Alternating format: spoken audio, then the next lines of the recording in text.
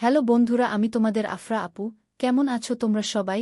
আশা করি অনেক অনেক ভালোই আছো। আর তোমাদের ভালোবাসায় আমিও অনেক ভালো আছি, কারণ তোমরা আমাকে যে পরিমাণে ভালোবাসা দিয়েছ এবং সাপোর্ট দিয়েছ তা আমি কোনোদিন ভুলতে পারব না। তাই তোমাদেরকে মজা দেওয়ার জন্য আবারও একটি নতুন গল্প নিয়ে হাজির হলাম। গল্পটি শোনার মতো, আশা করি তোমাদের দাঁড়িয়ে যাবে এবং তোমরা হাতের কাজ করতে সবাই হেডফোন নিয়ে বসে যাও। যদি আমার গল্প শুনে মজা পাও তাহলে অবশ্যই আমার চ্যানেলটি সাবস্ক্রাইব করবে। তো চলো বন্ধুরা, আমরা কথা না বাড়িয়ে আসল গল্পে চলে যাই।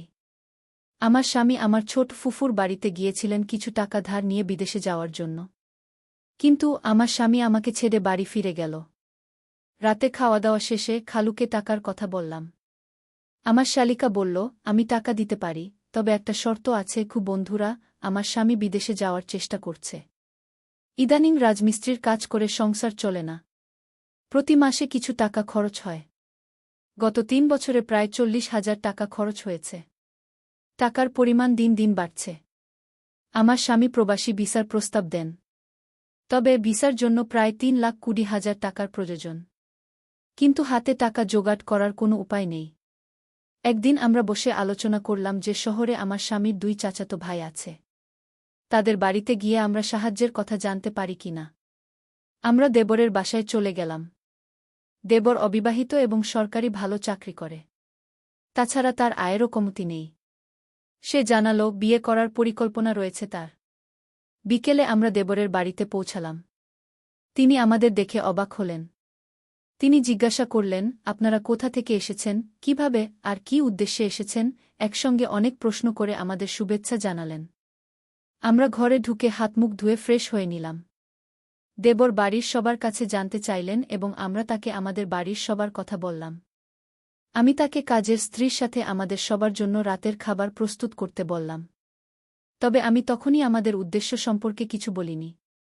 পরিকল্পনা করলাম রাতের খাবারের পর বিষয়টি আলোচনা করব। কিছুক্ষণ পরে আমার স্বামী বললেন, আমি আমার ভাইয়ের বাড়িতে যাই। তারপর রাতে একসাথে খাওয়া দাওয়া করব। দেবর বললেন, তুমি রাতে এসো। আমার স্বামী সম্মতি দিলেন। আমি ছোট সন্তানদের খাইয়ে ঘুম পাড়ালাম। আমরা সোফায় বসে টিভি দেখছিলাম। কথোপকথনের মাঝখানে আমি আমাদের উদ্দেশ্য সম্পর্কে বললাম। তোমার ভাই বিদেশে যেতে চায়, কিন্তু তার টাকার অনেক অভাব। দেবর একটু হেসে বললেন, এত টাকা আমি একসঙ্গে দেখিনি। তবে কথার ছলে তিনি বিষয়টি এড়িয়ে গেলেন। পরে ডিনার শেষে আমরা কিছুক্ষণ কথা বললাম। আমার স্বামী সে রাতে বাড়ি আসেনি। আমরা অপেক্ষা করলাম, কিন্তু নতুন জায়গায় ঘুম হল না। সকালে আমরা স্বাভাবিকভাবে নাস্তা করলাম। আমার স্বামী এসে নাস্তা করলেন। চলে আসার সময় দেবর বললেন, তোমার টাকা কবে প্রয়োজন? যদি আগামী ১০ দিনের মধ্যে আমরা এগিয়ে যাব। সে আমার স্বামীর দিকে তাকিয়ে বলল, তাহলে তুমি পরের সোমবার আবার আসবে। আমি কিছু টাকা দিতে পারি। তুমি বাকি টাকা অন্য কোথাও থেকে জোগাড় করতে পারো। আমার স্বামী ভাবতে ভাবতে বলল, তোমার ভাবিকে ছেড়ে দিলাম। তুমি যত তাড়াতাড়ি টাকা জোগাড় করতে পারো, তোমার ভাবিকে পাঠাও। আমি আপত্তি করলাম। আমার স্বামী গা ধাক্কা দিয়ে আমাকে বলল, আমরা যদি সামনে না থাকি তাহলে সে টাকার কথা ভুলে যাবে। আর তুমি যদি এখানে কিছু না করো তাহলে আমাদের টাকা পেতে অসুবিধা হবে। যে কোনো উপায়ে টাকা জোগাড় করতে হবে। আমাকে বাড়ি গিয়ে বাকি টাকা সংগ্রহ করতে হবে এবং দেখতে হবে আপনি আরও টাকা নিতে পারেন কিনা। সে কোনো দুষ্টুমি করেনি। কিছুক্ষণ পর রাতের কথা বলছিলাম। তখন রাত প্রায় ৯টা বাজে। আমরা আমাদের ডিনার শেষ করলাম। এখন ঘুমের পালা। আমি আমার সন্তানকে বোতলে করে খাদ্য খাওয়ালাম এবং ঘুমিয়ে পড়লাম। আমি বিছানায় গিয়ে ঈশ্বরের কথা শুনছিলাম। ভাবি আমাকে সোফায় ডাকলেন। আমি একবারও উত্তর না দিয়ে বিছানায় শুয়ে পড়লাম। যখন আমি উত্তর দিলাম না, তখন তিনি সোফা থেকে উঠে আমাকে ডাকতে থাকলেন। আমি বাধ্য হয়ে সাড়া দিলাম। আমি বললাম, অনেক রাত হয়েছে, এখন ঘুমাও। বিছানায় গিয়ে শুয়ে পড়লাম। আমি জানি না কতক্ষণ পরে জেগে উঠলাম। যখন আমি তাকে বুঝতে দিলাম না, তখন আমি নিজেও বুঝতে পারিনি ঘুমের মধ্যে কি হয়েছে। আমি ভেবেছিলাম থাকব নাকি চলে যাব। সকালে নাস্তা সেরে রেডি হলাম। তখন মনে হলো, তুমি যদি এইভাবে চলে যাও তাহলে তোমার স্বামীর টাকা জোগাড় করবে কিভাবে? নানা কথা ভেবে সকাল ৯টায় আমাকে একটা মোবাইল ফোন দিল। চলে যাওয়ার পর আমি একা বসে টিভি দেখছিলাম। দরজায় টোকা পড়ল। আমি দরজার কাছে গিয়ে জিজ্ঞেস করলাম, কে? উত্তর এলো, আমি কাজের মহিলা। আমি জানালা খুলে দিলাম। আমি আমার কাজ শেষ করে বিদায় জানালাম। এরপর আবার টিভি দেখতে বসে পড়লাম। আমি গোসল করার জন্য প্রস্তুত হওয়ার সময় আমার মোবাইল ফোন বেজে উঠল এবং আমি এটির উত্তর দিতে দৌড়ে গেলাম। ওপাশ থেকে আমার শ্যালক বললেন, মনে হয় আমি একজন লোককে 10,000 টাকা পাঠাচ্ছি। লোকটা আমার অনেক প্রিয়। দয়া করে তার সাথে ভালো ব্যবহার করুন। আমি নাস্তা চাই, সে যা চায় তাকে দিন, কৃপণ হবেন না। তিনি বুঝতে পেরেছিলেন যে টাকা আপনার জন্য। ফোন রেখে দিলাম। আমি আবার টিভি দেখতে সোফায় বসলাম। টিভিতে একটা ইংরেজি সিনেমা চলছিল। দরজায় আন্দোলন হয়েছে। দরজা খুলে দেখি প্রায় 6 ফুট লম্বা এক সম্পূর্ণ কালো মানুষ। তার লম্বা হাতের আঙুল আমাদের বাঙালির হাতের বাহুগুলোর মতোই লম্বা।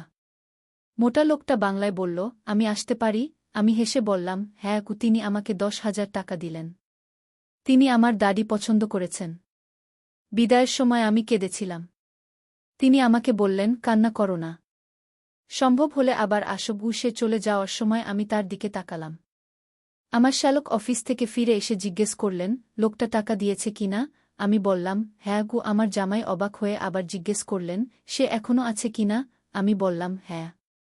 তাহলে অবাক হওয়ার কি আছে? আমি কথা না বলে চুপ করে রইলাম। আমার নীরবতা দেখে তিনি বুঝলেন।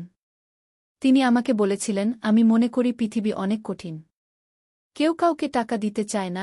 আমি বললাম, দাদাকে কিছু না বললে 1 থেকে 2 লাখ টাকা জোগাড় করা যায়। শুধু দাদাকে বলো আমি সব টাকা দিয়েছি আর জোগাড়ও হচ্ছে। তাহলে ভাই নিশ্চিত বিদেশে যাবে।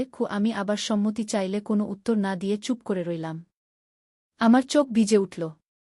আজকের মানুষটির নাম কে জানে? জিজ্ঞেস করা সম্ভব হয়নি। তিনি খ্রিস্টান নাকি মুসলমান তা জিজ্ঞাসা করা সম্ভব ছিল না। তবে তিনি হিন্দু ছিলেন না। আমি বললাম, আপনি যা ভালো মনে করেন তাই করেন। আমার সম্মতির চিহ্ন দেখে তিনি বললেন, রাতে একজন অতিথিকে নিমন্ত্রণ করেছি। কিছুক্ষণ পরে কাজের মেয়ে চলে এলো। সে বিকেলের নাস্তা তৈরি করে রাতের রান্না শেষ করল। রাত 9টার দিকে খালাম্মাকে বললাম, খাইয়ে মেহমানের জন্য অপেক্ষা করতে। বললেন, না, অতিথি আসবেন।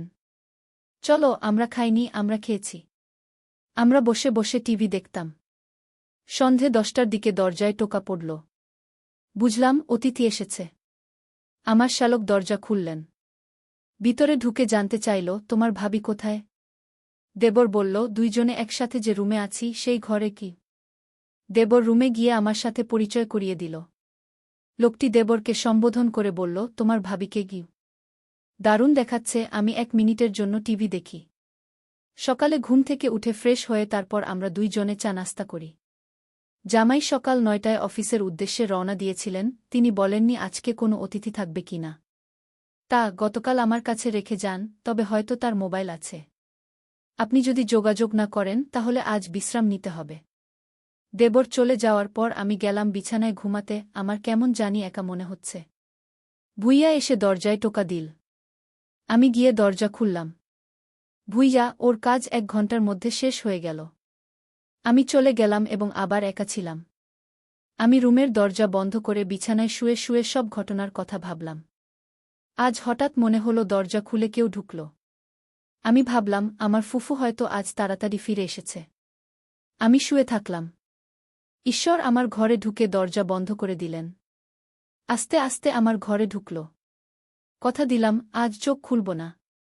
ঈশ্বর রুমে ঢুকে কিছু বললেন না। আমার কাছে বসুন এবং চোখ খুলুন। আমি হতবাক হয়ে গেলাম। এই একজন সম্পূর্ণ অপরিচিত ব্যক্তি, তাকে কখনই দেখিনি আগে কখনো। আমি জিজ্ঞাসা করলাম, আপনি কে? তিনি বললেন, আমাকে কেউ পাঠায়নি। আমি পাশের বাড়িতে থাকি এবং এই বাড়ির মালিক বেরিয়ে এসে আমি আপনার দরজা দেখেছিলাম, কারণ তা করা ছিল না।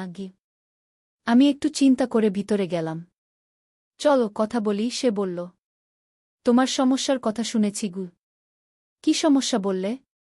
চাচাতো ভাই লোকটা হেসে বলল, চিন্তা করো না, আমি তোমাকে সাহায্য করব। আমি একা থাকি, এখানে কেউ নেই।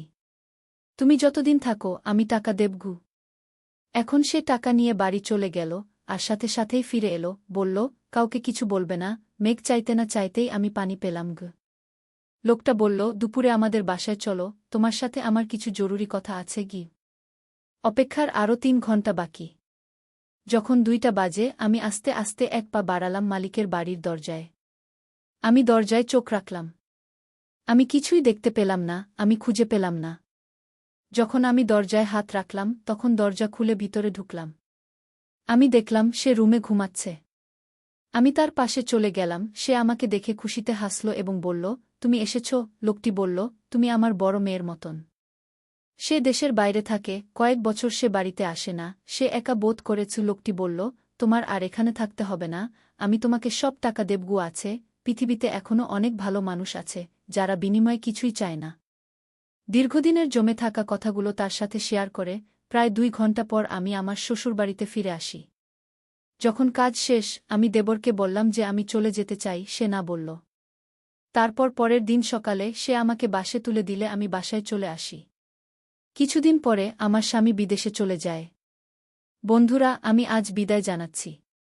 গল্পটি ভালো হলে একটি লাইক দিন এবং আপনার বন্ধুদের সাথে শেয়ার করুন।